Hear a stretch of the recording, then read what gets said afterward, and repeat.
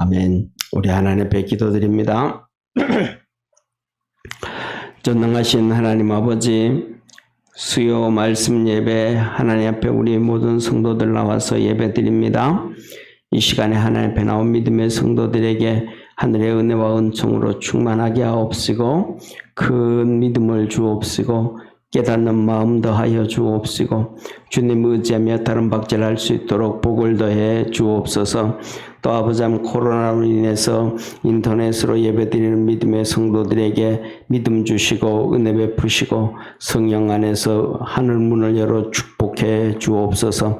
강건한 주의 영광 나타나게 하옵시고 하나님의 전을 찾아 나와 예배드리며 기도하며 섬길 때마다 주께서 하늘 문 여는 놀라운 은혜 있게 하여 주옵소서. 특별히 이 마지막 때에 아버지 하나님께서 함께하여 주셔서 아버지 하나님 약속하신 성령을 기다릴 줄 알고 약속하신 성령을 위하여 기도하며 부르짖으며 간구할 줄 아는 성도들 되게 하옵시고 성령 세례로 충만해지게 하시고 하나님의 큰 은혜 있게 하옵소서. 이 예배도 성령 안에서 축복해 주시기를 바라며 구원하신 예수님의 이름으로 기도드립니다. 아멘. 우리 하나님 말씀 같이 보겠습니다. 베드로전서 5장 1절부터 11절까지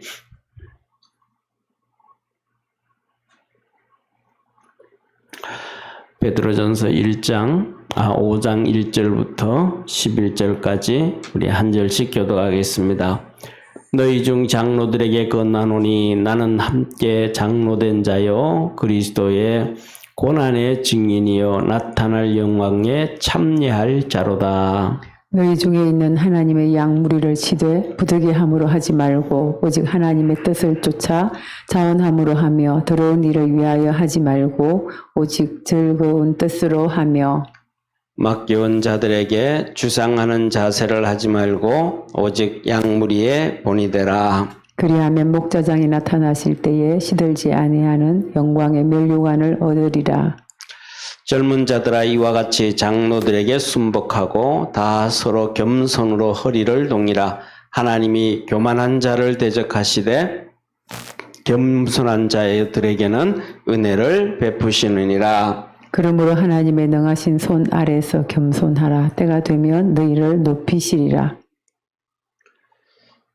너희 염려를 다 주께 맡겨버리라. 이는 저가 너희를 권고하심이니라. 근신하라 깨어라. 너희 대적 마귀가 우는 사자같이 두루다니며 삼킬 자를 찾나니 너희는 믿음을 굳게 하여 저희를 대적하라. 이는 세상에 있는 너희 형제들도 동일한 고난을 당하는 줄을 알미니라. 모든 은혜의 하나님 곧 그리스도 안에서 너희를 부르사 자기의 영원한 영광에 들어가게 하시니가 잠깐 고난을 받은 너희를 친히 온전케 하시며 굳게 하시며 강하게 하시며 털을 경고케 하시리라.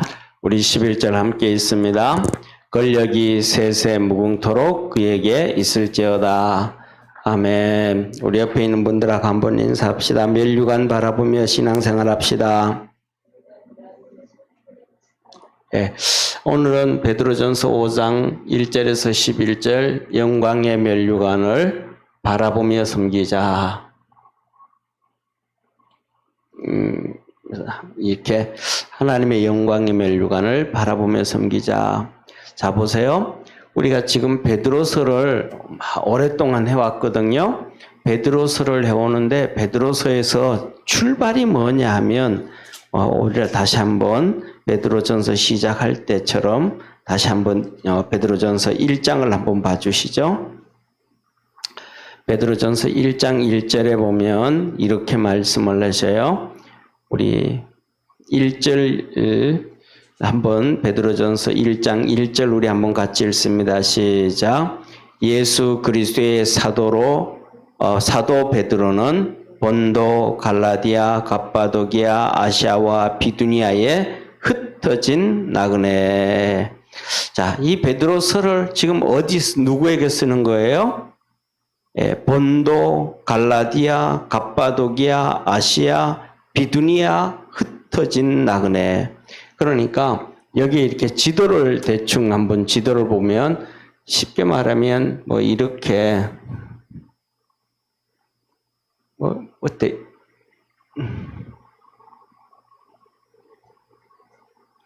이렇게 대충 그림을 그릴 수 있을 것 같아요. 예, 그러면 이제 여기가 예루살렘이잖아요. 여기가 예루살렘이고, 여기가 로마고, 여기가 그리스, 여기가 마게도냐, 여기는 위에 흑해 이렇게 되어지고, 여기가 지금 터키란 말이에요. 터키. 여기가 지금 터키인데, 여기 성경에서 보면 본도, 비두니아, 아시아, 갑바도기아, 그 다음 또 뭐라 그랬어요?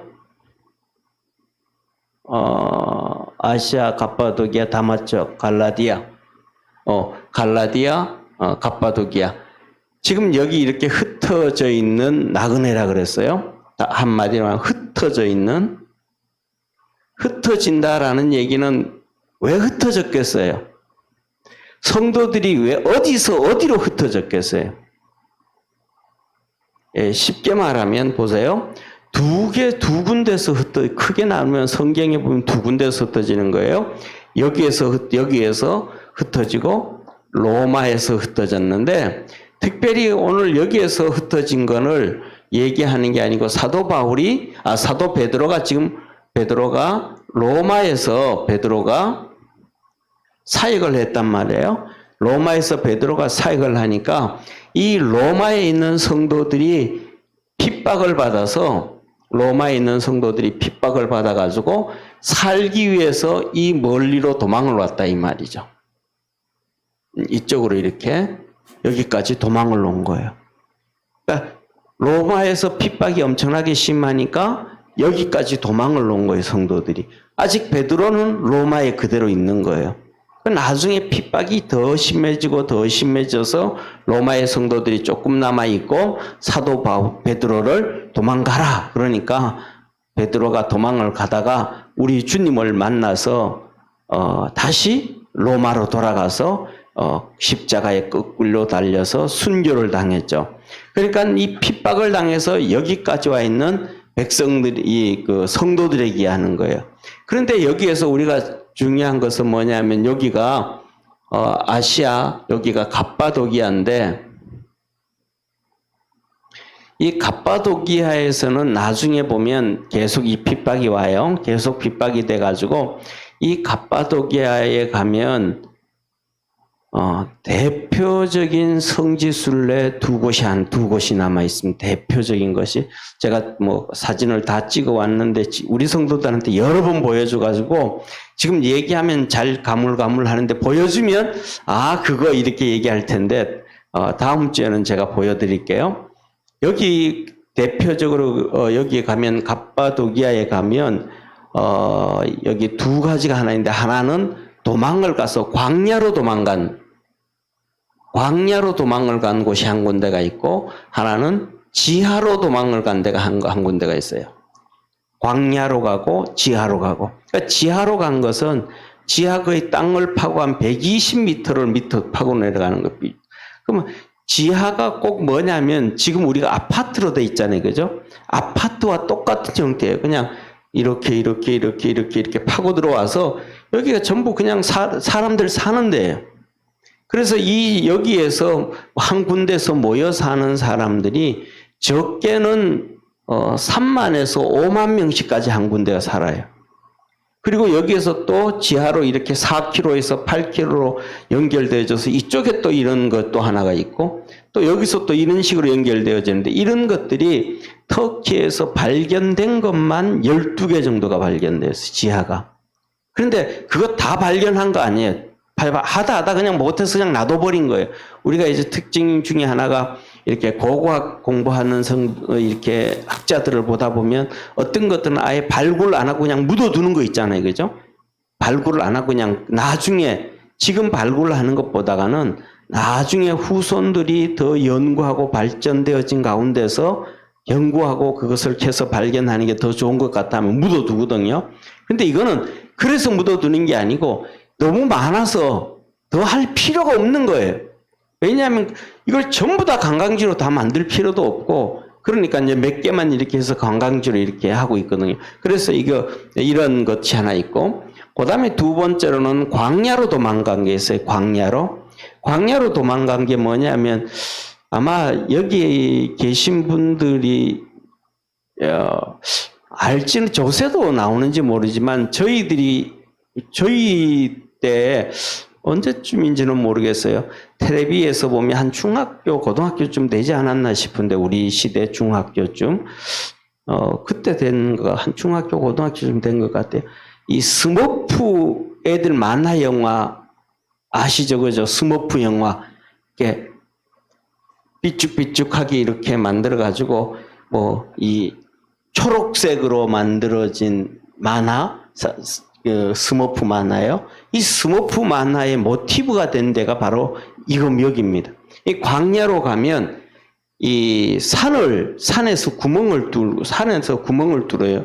산에서 야산에 구멍을 뚫어가지고 거기에 집을 지어요. 그냥 집이 뭐냐면 돌을 뚫는데 석회석이라 그래야 되나요? 뭐라 그래야 되나 모르겠는데 이렇게 땅을 파면 깊게 파이는 이 흙 말고 반은 돌이고 반은 흙인 상태. 파면 이렇게 파이려지는 거 있잖아요. 그죠? 그런데 이렇게 파가지고 그 안에서 사람들이 사는 거예요. 광야로 도망을 와서. 그래서 거기에다가 또 좀 더 한 요 정도는 될 것 같아요. 요 정도요. 여기 앞에 우리 교회 강대상 올라가기 전 한 요만하게는 이만하게는 파가지고 예배당으로 만드는 거예요. 예배당, 교회 예배당. 그래가지고 여기 천장에는 보면 이런 평자지만 여기 가면 이렇게 파여져 있어요. 이렇게요. 둥글게 해가지고 여기에 그 2000년 전에 그림을 다 그려놨어요. 베드로의 그림, 예수님 그림, 마리아 그림, 그때 그 그림으로. 그런데 지금 그대로 있어요. 관광지가 그대로 있어요. 그래서 여기 가보면 거기서 딱 느낀 점이 뭐냐면, 여기서 이 사람들이 지하에서도 먹고 살 길이 없죠. 그 다음에 이 광야로 나왔어도, 여기서 어떻게 뭘 먹고 살았을까? 보리도 키워도 잘 안 되고, 밀도 키워도 잘 안 되는 이런 땅에서 어떻게 왜냐면 먹고 살 데가 없으니까 거기까지 오면 안 쫓아오는 거죠. 땅이 비옥하고 그러면 다 쫓아오죠. 그걸로 사람들이 다 오고. 가장 척박한 데서. 그래서 이 지하 동굴에서 사는 사람들, 우리 지하 동굴 하면 로마의 카타콤만 생각하잖아요. 그죠? 그것보다가 더 여기가 심한 것이거든요. 그래서 이런 데는 뭐냐면, 이 위에가 특징이, 이 지하 이런 굴 속에는 위에가 도시예요. 그러니까 평지에 지라고 한 게 아니고 도시에서 지하로 내려가 있는 거예요. 그래서 예수 믿는 성도들이 지하로 안 간 성도들이 있잖아요. 지하로 안 간 성도들이 음식을 제공해줘요. 그리고 지하에 물도 나고 해서 물 같은 거는 지하에 있습니다. 그래서 지하에서도 좀 크게 이렇게 만들어가지고는 예배당을 하고 또 거기는 세례식도 하는 데가 있고 이런 데가 있습니다. 그래서 여기에서 이렇게 아이들이 올라가서 아침에 이제 집집마다 이 빵을 굽잖아요. 덩어리가 이만한 덩어리잖아요. 그죠? 옛날에는 그냥 집어넣으면 이만한 덩어리단 말이에요. 이만한 덩어리면 한 명이 일주일씩도 먹을 수 있는 분량이 조금씩 먹으니까. 그런데 거기에서 얘기를 들으면 이 지하에 있는 사람들이 하도 그냥 정말로 목숨이 붙여 있을 정도로 소식을 하는 거예요. 저처럼 이렇게 살찐 사람은 하나도 없고, 그러니까 태어나면서부터 시작해서 정말로 이 조그만한 아이지만 개구리 많아죠. 아이들이 못 먹고 못 자라서 뱃속에서 못 자라서 나왔으니까. 어른도 키가 한 150에서 130에서 150cm 정도밖에 안 됐다 그래. 어른 키가 못 먹었으니까. 그리고 거기에 있던 이 햇빛을 전혀 보지 못하고 태어나면서 살다가 그렇게 죽으니까 피부도 거의 이런 밤백색의 햇빛이 아예 없으게 사니까 그래서 이 굴이 있는데 이 굴 높이도 크지 않아요. 저 같은 경우에도 키가 작은데도 이렇게 허리를 구부리고 들어 다녀야 되고, 허리를 구부리고 다니는데도 습관이, 허리 구부리는 게 우리가 습관이 안 됐잖아요. 들어가 구부리고 가다가도 의식 중에 일어나서 이렇게 머리를 부딪히는 이런 핍박을 받는 동네란 말이에요. 그래서 이걸 얘기하면서 이제 베드로전서 5장 흩어져 있는 나그네 이 믿음의 성도들, 이런 믿음 안에서 이렇게 핍박을 받는 성도들을 위해서 이제는 5장 베드로전서 5장을 끝내면서 너희들은 하나님이 주시는 면류관 상급을 바라봐라. 예. 면류관 상급을 바라보고 살아라. 그렇게 얘기를 하시는 거예요. 그런데 특징 중에 하나가 이 지하로 내려가도 교회가 있고요. 그 다음에 여기 들어가도 교회가 있고, 그 다음에 여기에서도 이렇게 세례 받는 곳 있잖아요. 그죠? 세례 받는 곳 따로 있고, 성찬식 하는 곳 따로 있고, 다 있어요. 예. 그래서 뭐냐면, 이제 그 핍박과 박해 가운데서 사는 너희들이 하나님의 상급을 바라보고 살아라. 그런데 이 본문 말씀을 보면서 하늘나라 상급을 바라보고 살라 그러는데, 오늘 본문 말씀을 보면서는 나중에 나오겠지만 참 충격적인 말씀이 있어요. 그냥 이렇게 보고 이렇게 넘어가면 별거 아닌 것 같은데, 이런 상황 저런 상황을 다 보고 난 다음에는 정말로 좀 충격적인 게 나오는데, 그 중에 이제 첫째, 오늘 보면서 하나님께서 직분자에 대해서 말해요. 이런 어려움 가운데 있는 직분자들에게 하시는 말씀이, 첫째로는 우리가 함께 장로된 자요. 예, 함께 장로되었다라는 얘기는 함께 직분자다 이 말, 직분자. 여기서 장로라는 얘기는 그 당시에 사도, 선지자, 복음 전도자, 목사, 이 사람들을 얘기하는 상태거든요. 후반기니까. 그래서 성경에 보면, 하나님 말씀 성경에 보면, 하나님이 교회를 위해서 사도와 선지자와 복음 전도자와 목사와 교사로 주셨으니 이렇게 말씀을 하고 계시거든요. 그런데 뭐냐 하면 이것이 성경에서 2번 기록되고 있습니다. 2번. 2번이 기록되어지는데, 한 번은 고린도서에 기록이 되어지고 한 번은 에베소서에 기록이 되어져요. 그런데 고린도서에 기록할 때는 사도와 선지자와 복음 전도자와 요것만 나와요. 사도, 선지자, 복음 전도자가 나와요. 목사와 교사는 안 나와요. 그러니까 이게 그리고 요 앞에서 교사는 나와요. 교사. 여기 고린도서에서는 교사까지 나오고 목사는 안 나와요. 그런데 에베소서에 가면 사도와 선지자와 복음 전도자와 여기 와서 목사와 교사로 주셨으니 하면서 같이 쓰게 나와요. 이게 뭐냐 하면 고린도전서와 고린도후서의 차이점이 있어요. 그 차이점이 뭐냐면 고린도전서는 쉽게 말하면 초기 서신에 기록돼. 초기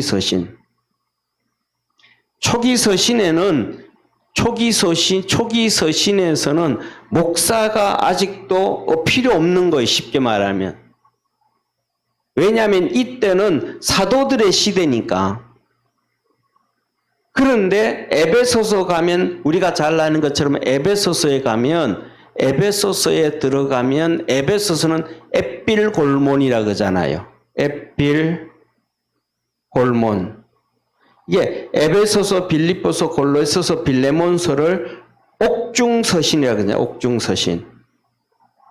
그러니까 옥중서신이라 그러니까 이 에베소서는 뭐냐 하면 이때가 바울의 초기 서신이라고 얘기하면 에베소서는 거의 중기 서신, 중말기 서신이에요. 그러니까 중기 서신이 넘어가는 거예요. 그러니까 중기 서신이 넘어간다라는 얘기는 뭐냐면 사도 시대가 저물어 간다는 거예요. 그러면 사도 시대가 저물어 가면 사도들이 끝나고 난 다음에는 사역자들이 없잖아요. 순교당하고 죽고 다 끝나버리니까. 그러니까 사도들의 뒤를 이어서 세워지는 사람들이 목사가 되는 거예요. 그래서 이 빌립몬서 이 앳빌골몬 하면서는 이 목사가 나오기 시작하는 거예요. 그 목사는 교사를 포함하는 가르치는 은사까지 포함되어져 있는 이 목사가 나오는 거예요. 그래서 그 뒤에 그 말기서신 나오죠. 말기서신. 말기서신을 다른 말로 하면 목회서신이라고 그러죠. 디모데, 전서, 후서, 디도서. 이걸 이제 목회서신이다 그러는데 이 말기서신이 나온단 말이에요. 누구에게? 목사들에게 목회를 할 때 가르쳐줬던 메시지예요. 그래서 여기에서 이렇듯이 시간이 지나면서 초기 서신에서는 목사가 안 나오는데 중말기 서신에 가면 목사가 나오고 이제 디모데 전후서 이제 목회 서신으로 이렇게 연결되어지는 거예요.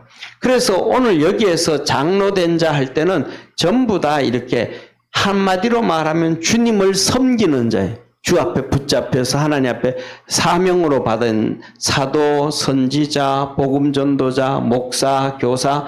이 당시에는 목사와 교사가 따로 되어 있는데 하나가 된 거예요. 이 교사는 뭐냐면 구약 성경을 가지고 구약 성경에 예수 그리스도에 대해서 말씀하신 것을 설명해 주는 사람들을 교사라 그랬던 거예요. 그래서 신약 성경에 보면 우리가 잘 아는 고린도 교회, 고린도역에 나오는데 고린도 교회에 가서 사역을 했던 아볼로 같은 사람들, 이 사람들은 교사에 속하게 되어져 있죠.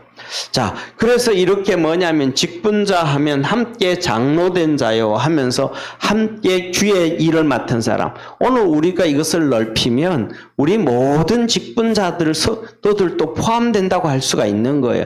꼭 주의 종만 일해야 된다라는 것이 아니고 성도들도 다 똑같이 하나님 앞에서 우리가 직분자임을 믿으시기를 바랍니다. 그래서 쉽게 말하면 교역자는 하나님이 직접 불러서 직분을 주셨다고 한다면 교회의 다른 직분자들은 이 주의 종을 통해 가지고 주의 종을 통해서 하나님의 교회를 세워갈 수 있도록 직분자를 세웠단 말이에요. 그래서 하나님께서 고린도전서 12장에 나온단 말이에요. 고린도전서 12장. 고린도전서 12장에 뭐라고 말씀하시냐 하면 하나님도 한 분이시요. 그렇게 나와요. 그 다음에 성령도 한 분이시고 주님이 나오시고 그러면서 하시는 얘기가 12장 고린도전서 12장 하면 성령에 대해서 말씀하잖아요. 그죠? 성령의 은사. 이 성령의 은사를 얘기하는데 우리가 한번 고린도전서 12장을 한번 볼래요? 네. 한번 고린도전서 12장을 한번 보고 넘어가도록 하겠습니다. 고린도전서 12장 4절, 5절, 6절 한번 같이 읽겠습니다. 7절까지 한번 고린도전서 12장 4절부터 7절까지 우리 같이 한 목소리로 같이 읽습니다. 시작. 은사는 여러 가지나 성령은 같고 지금은 여러 가지나 주는 같으며 또 역사는 여러 가지나 모든 것을 모든 사람 가운데서 역사하시는 하나님은 같으니 각 사람에게 성령의 나타남을 주심은 유익하게 하려 하심이라. 여기서 이렇게 말씀하시죠. 4절에 보면 은사는 여러 가지인데 성령은 같고, 그러니까 은사는 누가 준다는 거예요?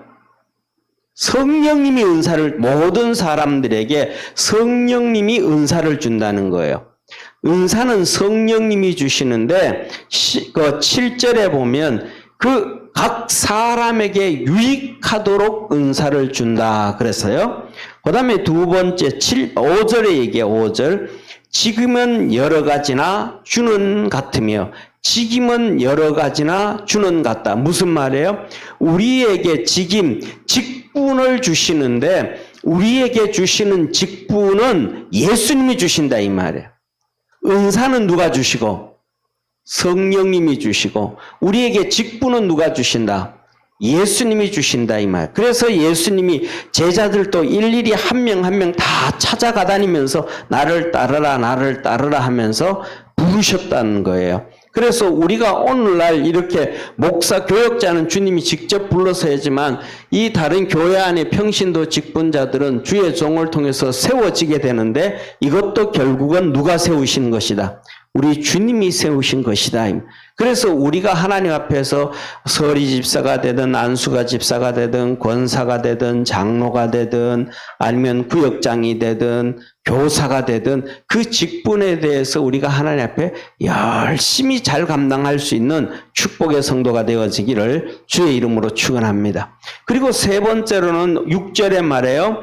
또 역사는 여러 가지나 모든 것을 모든 사람 가운데서 역사하시는 하나님은 같으시니 우리가 살아가면서 이렇게 있다가 보면 모든 것들이 역사가 이루어져 하는 쉽게 말하면 기적과 이적과 표적들이 나타나고 여러 가지 많은 일들이 있잖아요. 그 모든 일들이 전부 하나님에 의해서 되어진다라는 거. 하나님에 의해서.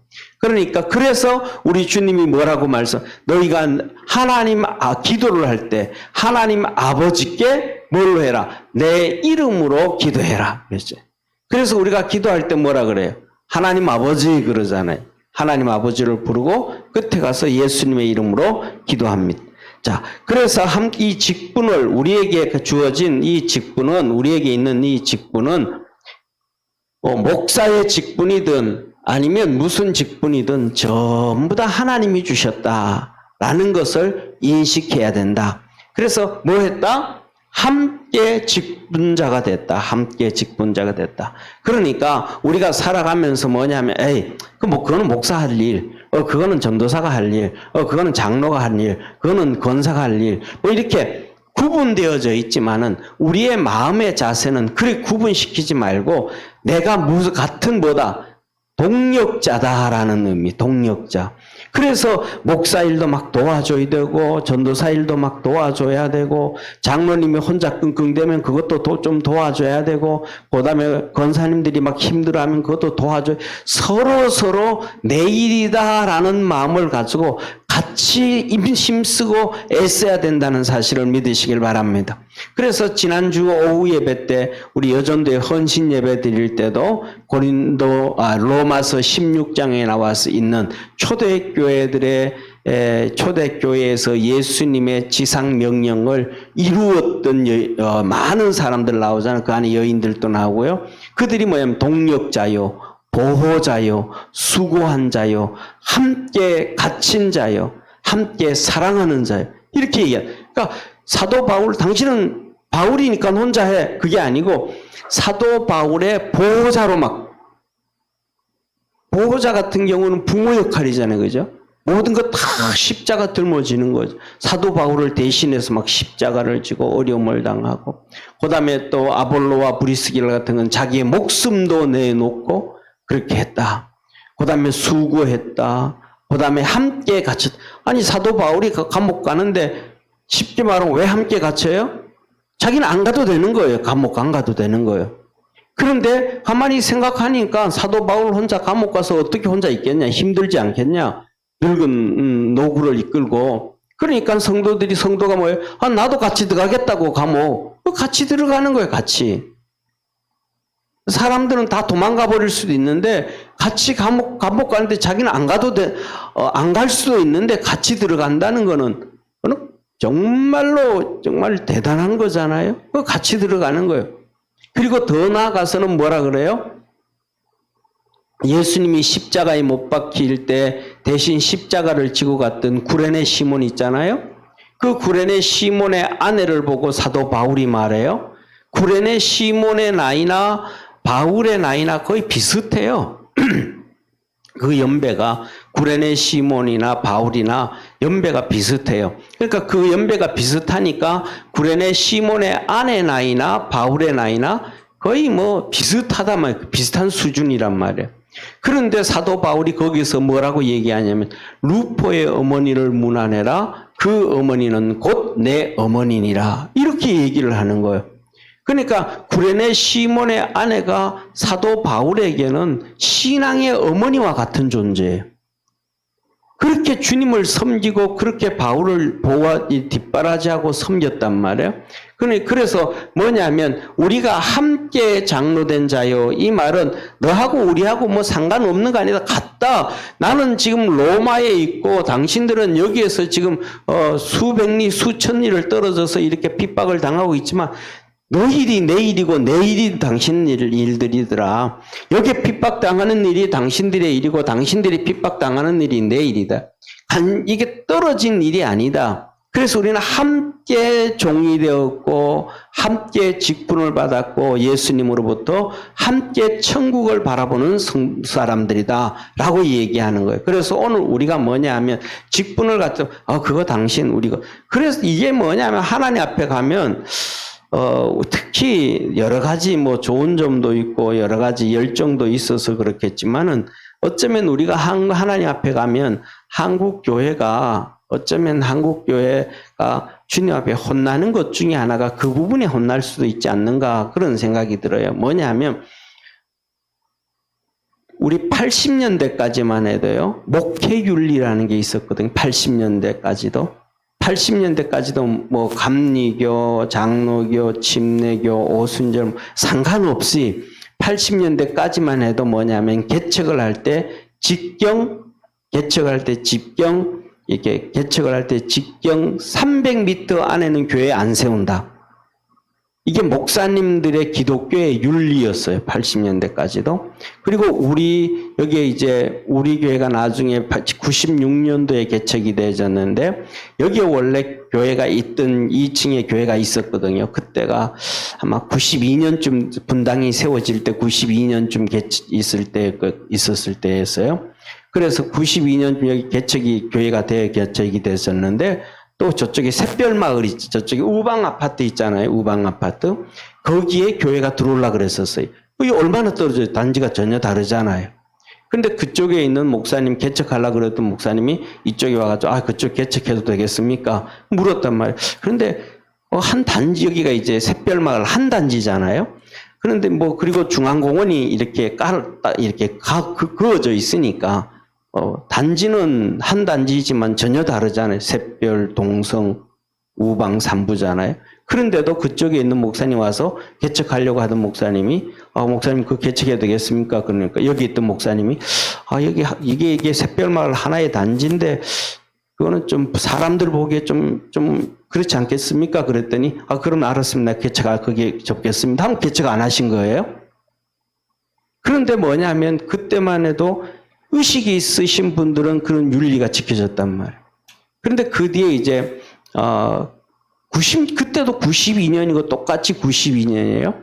그런데 제가 알고 있는 목사님 한 분이 일산에서 목회를 했던 분인데 그분 같은 경우에는 상가가 새로 지어졌어요.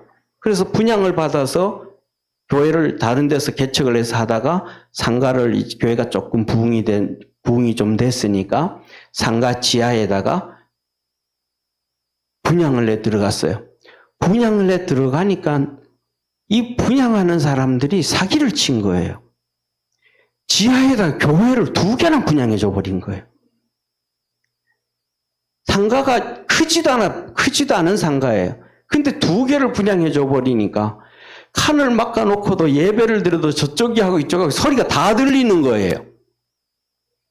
소리가 다 들리는 거예요. 예배가 안 되는 거죠. 그래가지고 그쪽하고 목사님들 2분이 만나가지고 처음에는 2분이 만나가지고 우리 주일날 예배 드리고 수요 예배 드리는 거 시간을 바꿀 수는 없잖아요.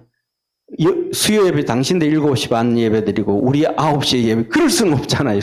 주일날 우리 11시 예배 드리고 당신들 예를 들면 1시에 드리고 이렇게 할 수는 없잖아요. 그러니까 같이 예배 드리니까 우리 순서를 같이 합시다. 목사님들끼리. 그래서 같이 찬송 부를 땐 여기도 찬송 부르고 저기도 찬송 부르고 기도할 때는 거기도 기도하고 이또 기도하고 순서를 맞추는데도 예배가 너무 어려운 거예요. 안 되는 거예요.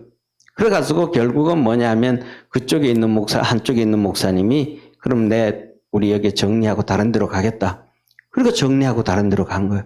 그러면서부터 시작하면서 이제는 큰 건물도 아닌데도 아래 위에 막 그냥 쉽게 말하면 뭐 이렇게 2층에 교회가 있고 3층에 또 다른 교회가 있고 이런 이 말도 안 되는 이런 막 된 거예요. 그렇게 되어지면 결국은 성도들 빼앗아가는 싸움밖에 안 되잖아요. 정말 하나님 앞에서 그 바람직하지 못하고 안 좋은 모습들이 세상에서 안 좋은 모습들이 한국교회에 이렇게 막 있어지어지는 그런 모습들이 어쩌면 하나님 앞에 가면 좀 책망드려야 될 그런 부분이 아닌가. 그런 것들 열정을 통해서 전도하고 선교하고 막 이거는 좋은데 얼마든지 그렇게 하지 않아도 사람들이 이제는 많아졌기 때문에 300m는 안 돼도 그때는 뭐냐면 전부 이 아파트 문화가 아니고 단독주택 문화니까 300m의 영향이 되어지지만 아파트 문화에서는 그건 안 된다 그랬더라도 이 상가 하나에는 교회 하나만 들어와도 될 정도가 되는데 그렇게 한단 말이죠. 그러니까 그거는 뭐냐면 기독교의 윤리가 세상의 윤리를 좀 앞서가야 되는데 세상의 윤리만도 못해지는 상태가 되어져 버린 거예요. 다시 말하면 상가 같은 경우에도 가면 거의 상가에 뭐 이렇게 모임 있잖아요. 그죠? 상인들끼리 이렇게 모임 있으면 그 안에서도 뭐냐면 거의 이렇게 같은 종류의 업종들이 못 들어오게 해줘요. 서로 한 종류만 서로 있도록 이렇게 해주는데 교회는 그것도 없이 그냥 어떤 데는 분양도 잘못해서 그렇게 당하는 경우도 있고 이런저런 경우가 있는데 하여튼 이런 서로 하나님의 성도들을 이렇게 서로 뺏어가려고 하는 이러한 모습들은 큰 교회든 작은 교회든 개척교회든 시작하는 교회든 간에 하나님 앞에서 바람직하지 않다. 왜냐하면 여기에서 나오는 함께 직분 맡은 자요라고 하는 함께라는 하나님의 말씀 앞에서 바람직하지 아니하는 그런 모습이다. 그래서 우리가 그리스도 안에서 하나 되어져 갈 수 있는 그러한 축복의 우리 믿음의 성도 되어지기를 주의 이름으로 축원합니다. 우리 개척했을 때 제일 처음에 이제 주보에 사진을 좀 이렇게 교회 그림 같은 거 이렇게 좀 넣으려고 이렇게 좀 했었는데 그 중에 이제 그때 성서교회가 있었어요. 여기 순회동에 여기 상가에 5층인가 거기에 성서교회가 있었어요. 그때가 이제 박 목사님이셨거든요. 예, 우리 교단의 선배 목사님이셨는데 나중에 저쪽에 수지 쪽으로 분당 끝으로 가서 교회 건축해 가셨다가 지금은 이제 하늘나라 가셨죠. 그래서 이제 같은 교단이고 노회만 다를 뿐이라서 그 목사님한테 인사로 가서 그 사진을 목사님 이 사진 조금 사용해도 되겠습니까? 그랬더니 사용을 하라고. 그래가지고 목사님한테 허락을 받고 그때 사용을 좀 이렇게 하고도 했는데 가장 중요한 것은 모든 직분자들도 그렇고 교회들이 하나님 안에서 함께 직분되었다, 함께 일하게 되었다라는 것에 마음을 갖고 섬길 수 있는 우리 성도 되어지기를 축원합니다. 그 다음에 두 번째로는 뭐라고 말씀하시냐면 오늘 본 말씀 보면 예수 그리스도의 고난의 증인이라. 우리가 예수 그리스도의 고난의 증인이라.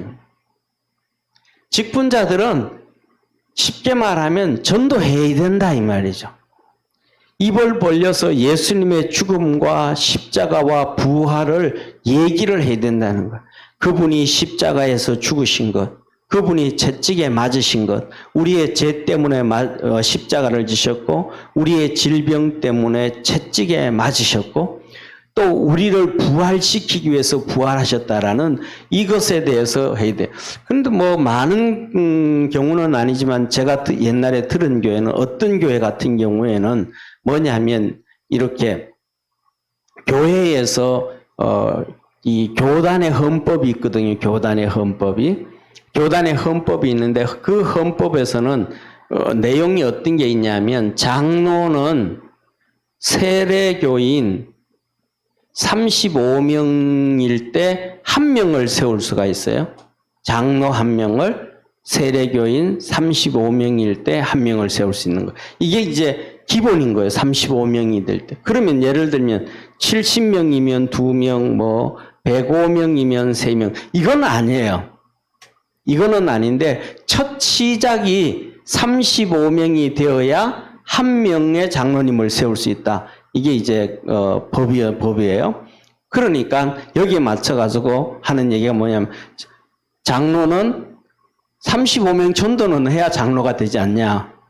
그런 얘기를 이제 하면서 하여튼 얘기를 하면서 전도에 대해서 전도를 몇 명씩 해야 우리 그래서 어떤 교회 같은 경우에는 전도 뭐 한 10명 최소한 10명이라도 해야 10명은 얼마든지 할 수 있잖아요. 쉽게 말하면 뭐 장로가 되는데 하루아침에 장로 되는 게 아니고 평신도로 신앙생활 하다가 뭐 또 서리 집사로 되다가 안수 집사로 되다가 그다음 그 오랜 시간 동안 뭐 한 5년이든지 짧으면 5년, 7년, 10년 정도 있다가 또 장로가 되는 건 나이도 있으니까요. 그러다 보니까 장로 되는 그 긴 시간 동안 뭐 10명은 뭐 얼마든지 전도를 또 할 수 있잖아요. 그죠? 그래서 뭐냐면 몇 명 해야 몇 명을 해야 뭐 장로가 된다, 뭐 몇 명을 해야 권사가 된다, 몇 명을 해야 된다. 이런 얘기를 하는 사람도 있어요. 하는 교회도 있어요. 그런데 중요한 거는 그것보다는 그렇게 틀에 박힌 것보다는 우리가 교회로 예수를 믿게 하고 데려오는 것도 중요하지만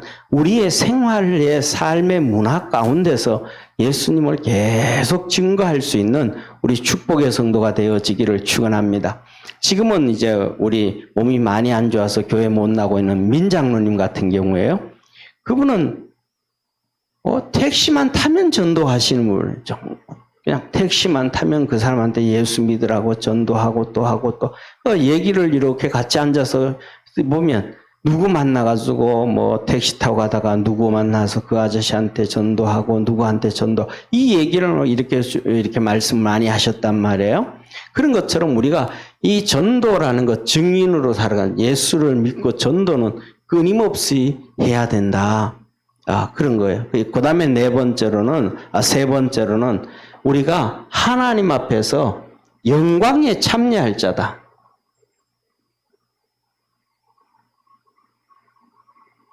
성도들은 우리가 벌써 뭐에 참여할 자예요? 하나님의 영광에 참여할 자는 거예요. 왜? 누구 때문에? 여기서 이렇게 핍박과 박해가 있는데도 신앙 버리지 않고 믿음 때문에 여기까지 도망을 와서 신앙생활 하잖아요.